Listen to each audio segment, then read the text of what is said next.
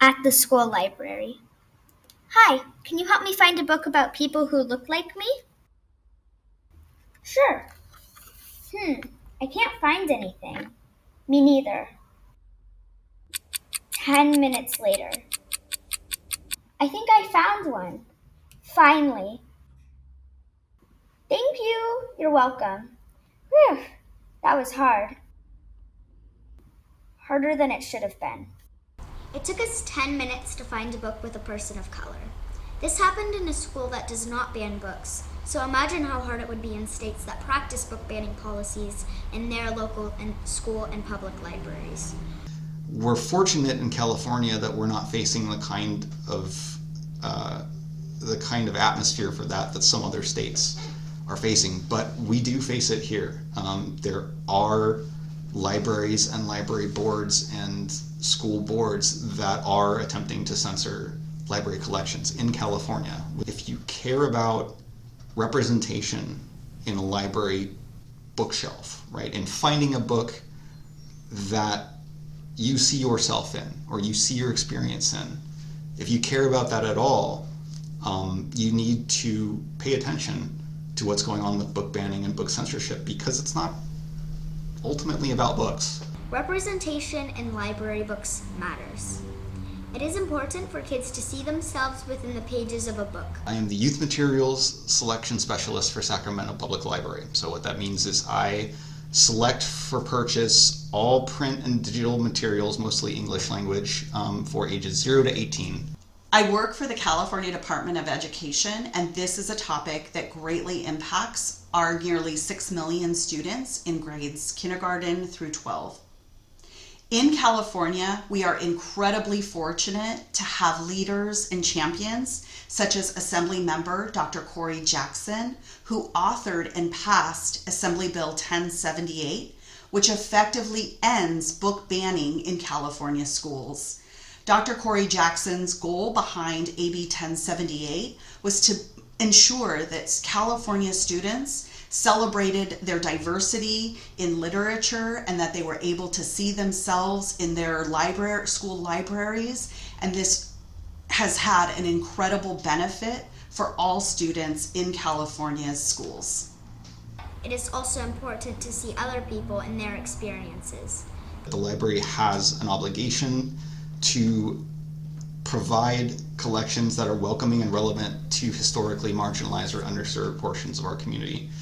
I came into this job with a guiding principle that every kid in our service area, every kid in Sacramento County should be able to go to a library, find a book that has them or their experience in it.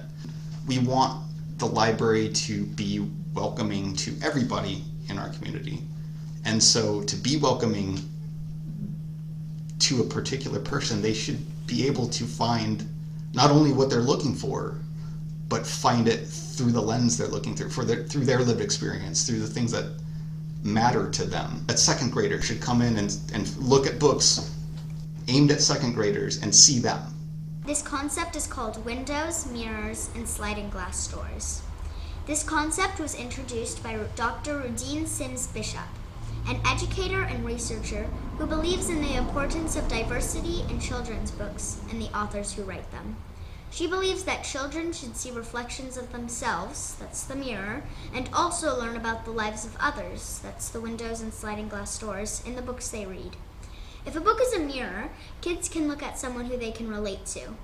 Every kid should have that experience coming into the library, and if it's important when I'm selecting, because I'm trying to build, as part of what the library does, lifelong readers. Publishing in general tends to not have a proper amount of representation in it, especially children's books. If you come into the library as a kid knowing that you're going to see yourself on the shelf, or see your experience on the shelf, or see the thing that you're looking for on the shelf, there's been lots of research and lots of real-world examples of kids thriving in environments where they see themselves. If a book is a window, kids are learning about the lives of others.